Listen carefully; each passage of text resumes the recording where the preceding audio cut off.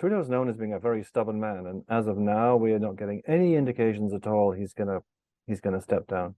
Like most families, sometimes we have fights around the holidays. If he sticks it out, then the way to get rid of him would be a vote of no confidence in the House of Commons, the Parliament. His gamble, I think, is that the one party that's keeping him in power right now, the polls show that they're also going to be stomped in the election. So it might just be that he limps through the next few months because the people keeping him in power don't want to bring him down. In Canada, party leaders are elected by special conventions of party members, and they only take place every few years.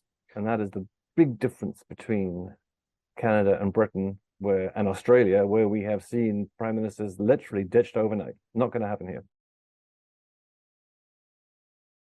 It's hard to kind of overestimate the shock this caused. Yesterday was a gong show at the bottom of a dumpster fire, wrapped up in a cluster. Chrystia Freeland was his closest ally in cabinet. They were joined at the hip for 10 years. When Trudeau had a really tough job he needed to get done, he would give it to Freeland. We are a country that is good at finding compromises. So she led the negotiations on the trade negotiations with the first Trump administration. Is there such a thing as precedented times? And if so, could we please have some of those? I went with him on his first trip in November 2015 to Manila for a summit, and he was literally mobbed. I mean, previous prime ministers have been stodgy white men, to put it bluntly. And here you had this young guy who was promising sunny ways. It was Trudeau mania.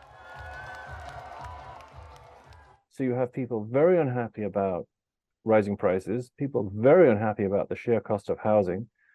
And he's been in power 9 years. And regardless of how good you are, well, after 9 years, people kind of get a bit fed up with you. The opinion polls have been dreadful for the last 18 months.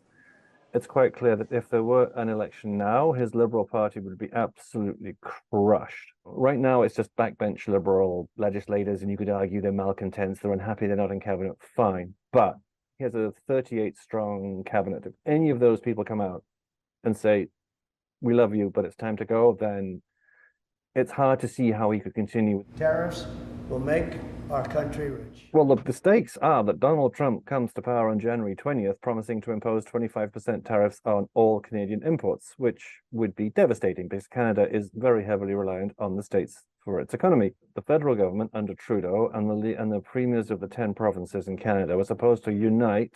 The provincial premiers have already come out to say, look, and two of them have used the word chaos. If the various elements of Canadian governments are all on different pages, well, it could get very ugly.